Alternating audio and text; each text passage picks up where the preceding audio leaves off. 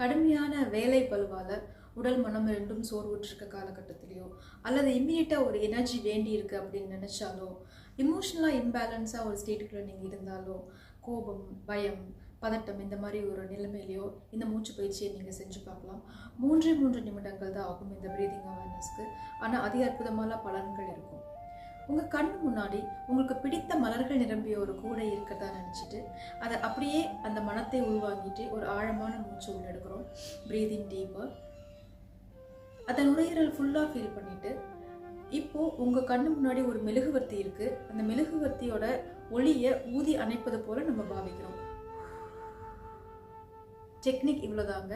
Breath in, inhale the flowers.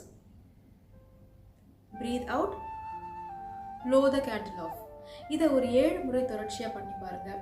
ஒரு visualisation, அதாவது இதை பாவித்தலோடு பண்ணும்போது இதற்கு இன்னும் பயன்கள் அதிகம்.